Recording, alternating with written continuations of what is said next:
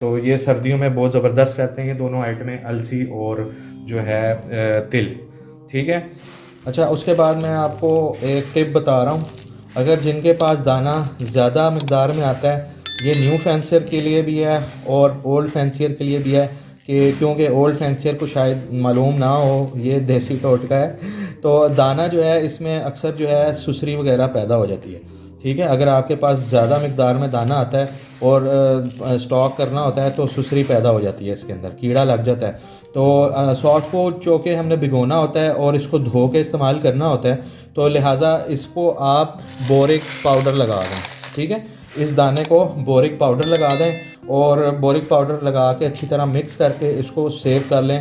یہ سالوں سال اس کے اندر کیڑا مجال ہے کہ گھس کے دکھائے یا پیدا ہو، تو جب دھوئیں گے تو بورک جو ہے سارا وہ دھل جائے گا۔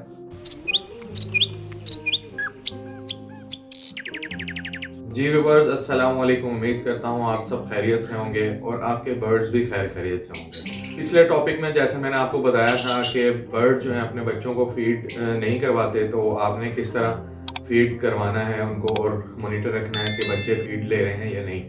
نئے آنے والوں کو اگر یہ نہیں معلوم کہ پچھلی ایپیسوڈ جس کا میں ذکر کر رہا ہوں اس میں کیا ہوا تھا، تو اوپر اس کارڈ پہ کلک کر کے آپ وہ ایپیسوڈ دیکھ سکتے ہیں۔ الحمدللہ اب وہ برڈ جو ہے وہ اپنی مدد سے فیڈ لے رہا ہے اور اب مجھے فیڈ کروانے کی ضرورت نہیں ہے۔ 1-2 دن ہی آپ کو مانیٹر کرنا پڑتا ہے اور آپ کو دیکھنا پڑتا ہے کہ مدد سے وہ فیڈ لے رہا ہے یا نہیں لے رہا، یا اس قابل ہو گیا یا نہیں ہوا۔ تو آج ہم ڈسکس کرنے والے ہیں کہ سافٹ فوڈ کا دانہ، جس کو ہم گیلا دانہ بھی کہتے ہیں، وہ کس طرح پریپیئر کرنا ہے اور کس کس ریشو سے کیا کیا چیز ڈالنی ہے۔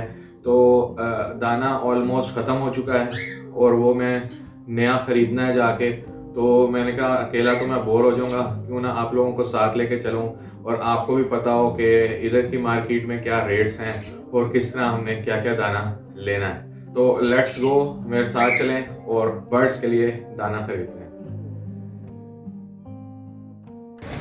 لیں جی ناظرین، ہم پہنچ گئے ہیں اوان برڈ شاپ پر۔ مکئی دلیا، یہ 250 گرام۔ ہاں نہیں یہ دلیا کے جی ہے۔ مونجی 250 گرام، مٹری 250 گرام ڈال دیں گے۔ یہ جی آ گئی 2 کلو گندم، یہ جوی آ گئی 1 کلو، سویا بین آدھا کلو۔ جی ویورز، یہ دیکھیں سامان سارا ہم نے لے لیا اور آپ دیکھ سکتے ہیں کہ برڈ کیپنگ کوئی آسان کام نہیں ہے، ان کو ٹائم دینا پڑتا ہے، ان کے لیے پرچیزنگ بھی کرنی پڑتی ہے۔ جی ویورز، تو کچھ دالیں جو اس میں ڈلتی ہیں، جو مکس دالیں ہوتی ہیں، وہ میرے پاس موجود تھیں۔ میں آپ کو بتا دیتا ہوں کہ وہ کس ریشو سے ڈالنی ہے۔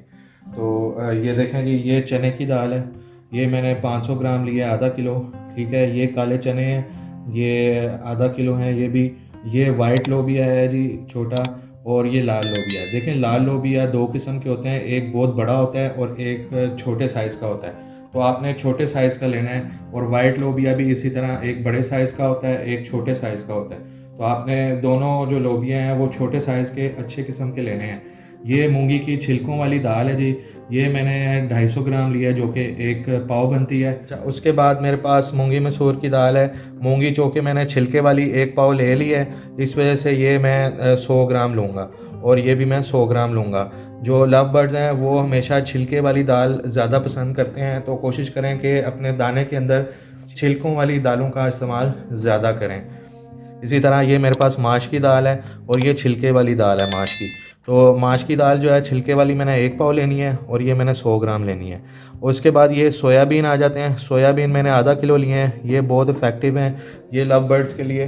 اور اس کے بعد 2 چیزیں ایسی ہیں جو آپ ڈالیں نہ ڈالیں آپ کی اپنی مرضی ہے، میں ڈال رہا ہوں، وہ ہے السی، ٹھیک ہے۔ السی میں نے 1 پاؤ لینی ہے، اور وائٹ تل جو ہے وہ میں بعد میں ڈالوں گا، اور جب سافٹ فوڈ ریڈی ہو جائے گا 1-2 چٹکیاں اوپر ڈال دیتا ہوں میں۔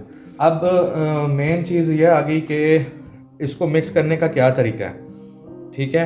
اب میں لوگ سارے جو ہیں سارے دانے کو مکس کر دیتے ہیں اور گرائنڈ کر لیتے ہیں، ٹھیک ہے۔ میں اس طرح نہیں کرتا، میں اس لیے اس طرح نہیں کرتا کہ جو ثابت دانہ ہے، جیسے کہ چنے کی دال ہو گئی، لوبیا لال ہو گیا، وائٹ لوبیا ہو گیا، سویا بین ہو گئے، یہ چیزیں جو ہیں یہ میں گرائنڈ کرتا ہوں، ٹھیک ہے۔ باقی دانے کو گرائنڈ کرنے کی ضرورت آتی نہیں ہے، کیونکہ یہ دیکھیں یہ دانہ گرائنڈ کریں گے تو پیسٹ بن جائے گا. تو جو موٹا دانہ ہے مطلب جو گرائنڈ کرنا ہوتا ہے اس کو میں علیحدہ مکس کروں گا اور باقی دانے میں مکس نہیں کروں گا کیونکہ وہ گرائنڈ کرنا ہوتا ہے. تو پھر اس کی ریشو جو ہے وہ آپ اپنے حساب سے ڈال لیں گے.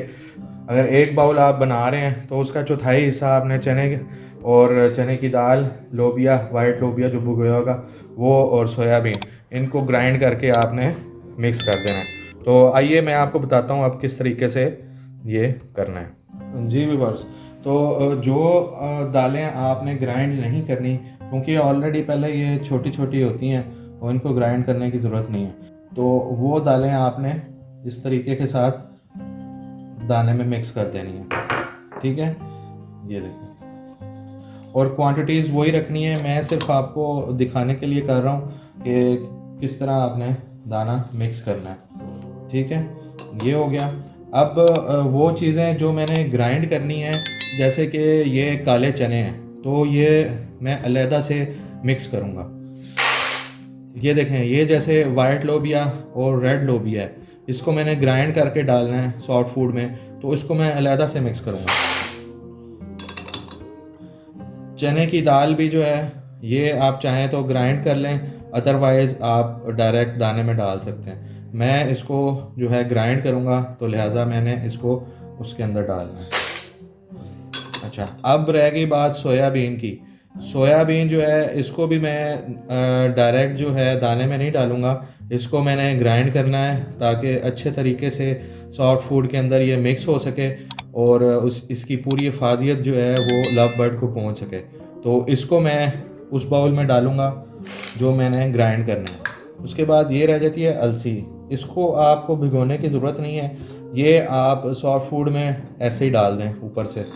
اسی طرح یہ والا جو وائٹ تل ہے اس کو بھی بھگونے کی ضرورت نہیں ہے، اس کو بھی آپ سافٹ فوڈ میں اوپر سے ڈال دیں. ٹھیک ہے جی.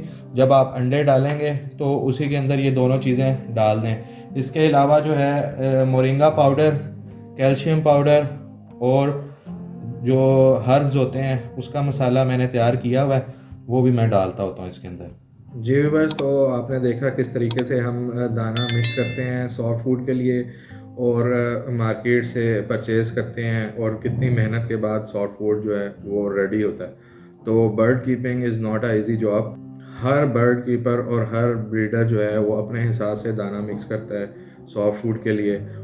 جو آپ دانہ آلریڈی یوز کر رہے ہیں سافٹ فوڈ کے لیے بریڈنگ سیزن میں خاص طور پر، آپ وہی دانہ کنٹینیو رکھیں. کوئی بھی دانے کے اندر رد و بدل جو ہے وہ مہنگی پڑ سکتی ہے. اس کی وجہ یہ ہے کہ جو پروٹین لیول اور جو باقی نیوٹرینٹس ہیں وہ برڈز کو اسی حساب سے مل رہے ہوتے ہیں، اور جیسے ہی آپ جو سافٹ فوڈ کا دانہ ہے وہ چینج کرتے ہیں تو برڈ ڈسٹرب ہو سکتے ہیں، تو لازمی بات ہے بریڈ پر بھی افیکٹ پڑ سکتا ہے. تو لہٰذا آپ سب کا بہت بہت شکریہ. اپنا اور اپنے برڈز کا بہت سا خیال رکھیں. مجھے اپنی دعاؤں میں لازمی یاد رکھیں. اللہ تعالی ہم سب کا حامی و ناصر ہو. اللہ نگہبان. جزاک اللہ خیر.